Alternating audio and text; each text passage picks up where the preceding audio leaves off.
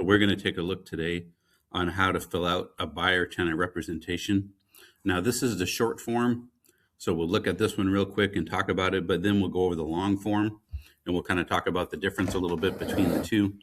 So you can kind of see where you would use each one. I'll share some ideas that agents have shared with me of how they're using it. And my name is Andrew. If you're not part of the channel yet, please like and subscribe. We'd love to have you. I'm a real estate trainer, been doing it for a while. I'd love to have you join our channel and come join us here.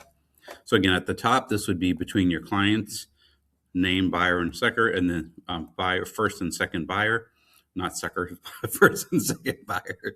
That was great. Then you'll have that there. Also your broker, and then here, definition. You can't put like San Antonio and surrounding areas. Make sure you put in whole areas. I recommend county is easy, like Guadalupe County, Bexar County, Kendall County, any counties that the client may buy in, that covers you pretty well. Have your agreement. I always do it for a year. Some people say that's crazy, but to me, it works well. And then I just do it, whatever you're going to be doing it. And then it usually won't take that long. Now, this is the big difference with the buyer tenant rep short form. Like right here, broker must complete minimum dues by law, et cetera, et cetera. And then right here, it says broker may represent other buyers or tenants who may seek to acquire the same property as a client. So if you have full service to your client, then you're going to help them go through and get a property and do everything. If you're doing the full service, I recommend using the long form. That's just my opinion. I'm not your broker. I'm not a lawyer. I'm just giving you my ideas. This is just my opinion that it's better to do that with a long form. It covers a little bit extra stuff. Showing service, if you're just, like it says, paragraph 6, 7, 8 don't apply. So 6 is your client obligation. 7 is how you get paid. And then 8 is intermediary. So all the rest of this form doesn't apply if you're using just showing service. So what this would say, I'm going to provide you with access to the properties and you're going to pay me so much money. This is used a lot of agents I talk to who show rentals, because in our area here in the San Antonio area, rentals pay very little, usually like $200. And after all the time you've been out showing homes, and now with gas prices, it's July 2026. Gas prices are expensive right now. When all that happens, you're going to have to go through and try to save the money again. So some people are charging $100 a door, $50 a door, cashier check, money order, and their broker name, and they send it over, whatever you're going to do. Now, if someone looks at a home and like, I don't want to rent anymore, I want to buy, you could switch it over here. Or if they're like, I just want you to open the door, I don't want you to be my realtor, you're just going to open the door for me, then you would charge that again. And like it says, it's due as soon as they sign this, which you sign before you show any homes. So it's due. But again, you're going to be in full service. Now, client obligation, it says you need to work through your broker in the area and inform other brokers, everyone in the area, that you're looking for a property in that area, and you're going to refer everyone to the broker, to the agent. You can go to open houses, all that kind of stuff. It doesn't break the buyer tenant rep. Even if you're not there as a realtor, your client can still go, but they have to let people know that client has a representation agreement. Now, this is where a lot of agents get confused, is that the buyer is responsible for paying the buyer agent's commission, not the listing agent. Especially now in Texas, we got rid of the broker to broker is gone. There's only broker to owner. If you look at the contracts, the other videos we did, it went over that. We no longer have that. So like it says right here, compensation to be paid to broker, or the sharing of compensation between brokers as a referral, is not set by law, controlled, et cetera, et cetera, et cetera. Any of the listing paid to brokers is fully negotiable. So it's letting you know they can negotiate what they're going to pay you, because they are responsible for paying you. They have to understand that. So when you do your buyer tenant rep, I'm going to let them know, I'm going to show you homes, I'm going to do, et cetera, I'm going to do this, I'm going to do that, et cetera, et cetera.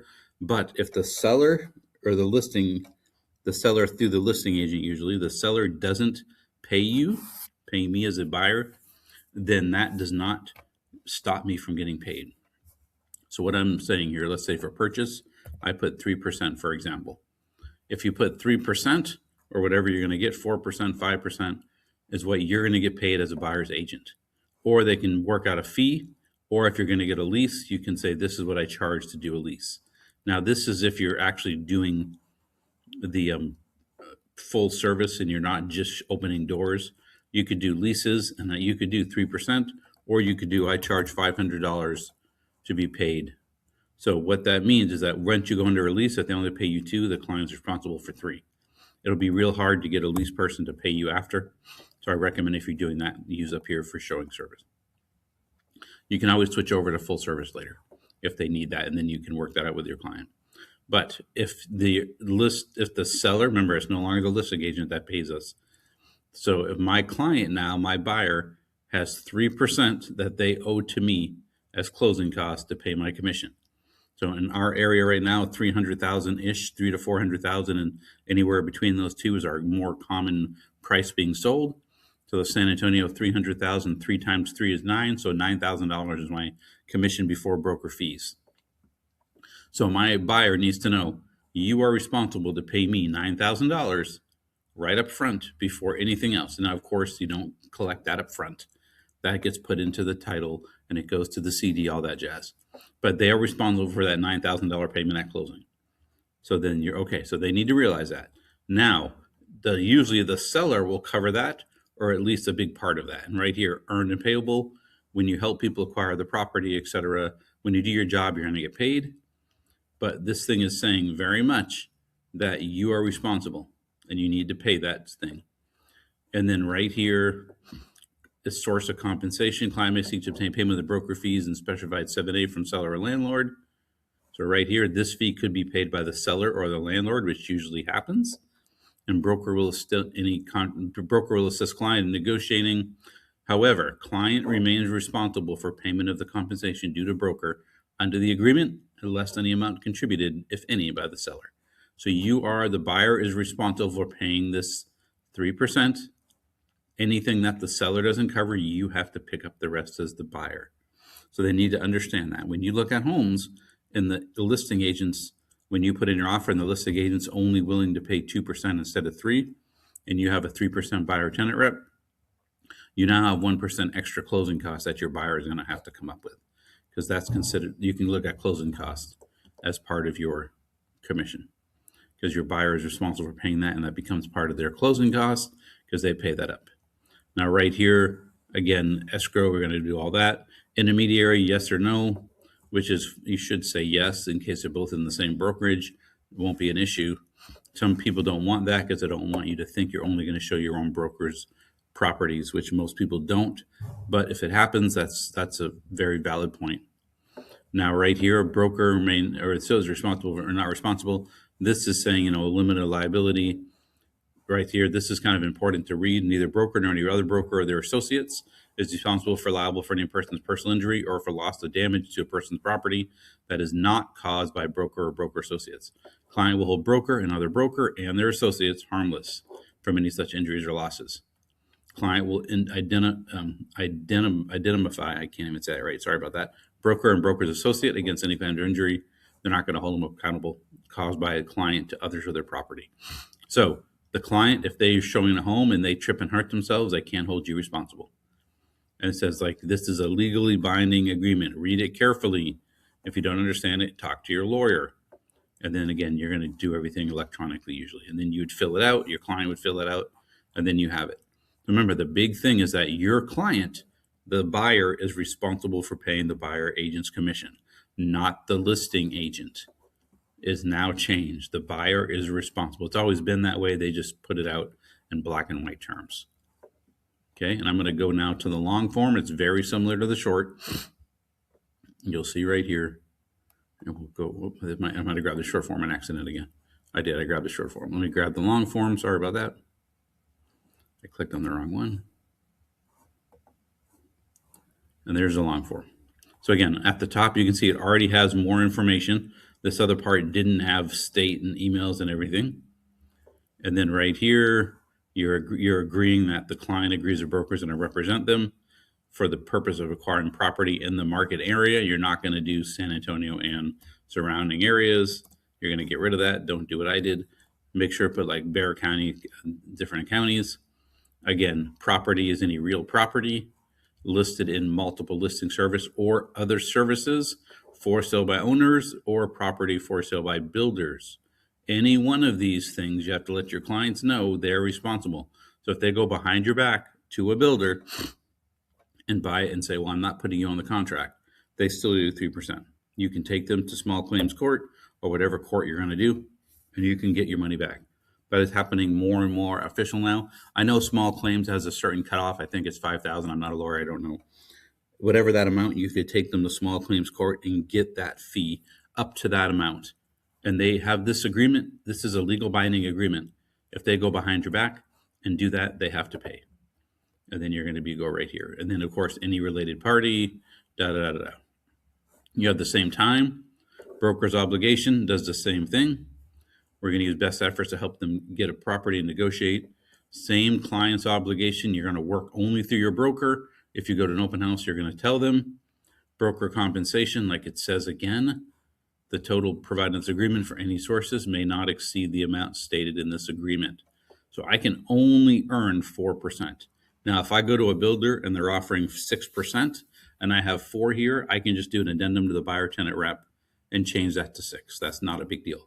We can do that. Now, the other thing that the long form options, which I really like, and this is becoming more and more common, especially have some friends who are doing this right now in the Houston market, or I should say Dallas, I apologize, the Dallas market, is you have a retainer. So once you sign, the broke client will pay you a non-refundable retainer of, let's say, $3,000. And broker will apply this towards any fees, like towards a 4%. So if it's a $300,000, they're paying you 1% up front. That's non-refundable. That takes care of your time. This is very normal for commercial properties. It happens a lot. So don't even worry that people are going to freak out. Some people will, because they're not used to having to pay. In most places overseas, like Europe and everything, this is standard. You have to pay the whole broker non-refundable deposit up front. They hold it and it's counted towards closing costs. This is where more and more things are moving towards. In my opinion, I'm not a lawyer. I'm not your broker. I'm a broker, but I'm not yours. So these are where things are moving towards, in my opinion, that people are now going to start getting a retainer because people are trying to go behind the back. They're trying to save money, and this is going to change. Or people are going to have to go directly to the listing agent, and this is going to kind of push out some of the buyer's agents. In some countries, such as Australia, they have very few buyer's agents. Pretty much, if you want to buy a home, you go to an open house, you find a home, you go online, you reach out to the listing agent. There's no buyer's agent involved, or very few. And that's where a lot of things are changing. That's a whole different conversation, and we'll see if that ever happens. Hopefully not, because there's so many things that can happen to a poor buyer. And then again, source of compensation, you're responsible, and then you earn it when you help the client. And then if there's any additional compensation, this would be in addition to the broker fee, broker's time to the following compensation. So if there's anything extra according to the fees, let's say you do fees, but you have to get some construction fees, you'd put it here. Any services provided, such as like transaction company, relocation company, any things like that. Other compensation. Some people have a fee for customer service, things like that. And then your protection period is 90 days. Now remember, the only protection period only works when brokers say broker means starting after the continue for 90 days, no later than 10 days after this agreement. Broker must incline written notice identifying each property called to attention during the term of this agreement. If a client or related party agrees to acquire a property identified in the notice during the protection period, client will pay broker the amount they have been entitled. So when you have this protection period, it's only going to work if no later than 10 days you make a list of all the homes and all the properties you share with that client. You send them the list. If they buy any of those, you can get paid. Otherwise, you don't get paid. And then again, this talks about protection period, etc. Escrow, authorized escrow, you put in the county. Again, you're not going to put in surrounding areas anymore. We got chastised for that, so I'm going to take that out. And then right here, this would be any employer relocation or entity, not really the area. This would be more in the market area that you mentioned at the top.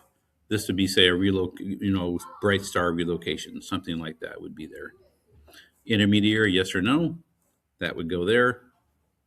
And then down, if there's, again, anything else, broker knowledge or broker may represent other clients. So you could be showing the same house to one or more clients. You agree to mediation to resolve any disputes. Attorney's fees, again, like if client or broker is a prevailing party, and instructions, they're entitled to recover the non-prevailing. So if I sue my client, they don't want to pay the 3% or 4%. They just go behind my back and buy a new home. I sue them. I get paid that new home, the commission I should have got paid. They still have to also pay my legal fees. That's what that's saying. If you go behind the back, you're going to be in trouble. Now, no, again, the liability, we already talked about that. You're going to, of course, send in your IABS, whatever, anything you're using. Some people, I like wire fraud, of course. Anything else you're going to do, you're going to make sure you have that out. Nothing in special provisions. Talk about fair housing. You're not an inspector, appraiser, anything like that. You're going to do your best when you show the home, but that's not your job. And then you're just going to continue to go through. These are just a bunch of statements. It's just they want to read them, that's fine. And then again, watch out for wire frauds. Those are the big ones. Pretty much, you're not an appraiser, inspector, or anything else. You're going to have a broker opinion of value. You're going to go through. You're going to make sure the wire fraud is good, and then you're going to come down here. The people are going to sign your broker, and the people in your clients' names. So this is much more in depth. This protects you a little bit better, the long form, but either one you can use. They're both approved, and they both get you commission, and you get paid depending on how you want to do it. So hopefully that walks you through. If you haven't liked and subscribed, please do. Talk to you back in the next video.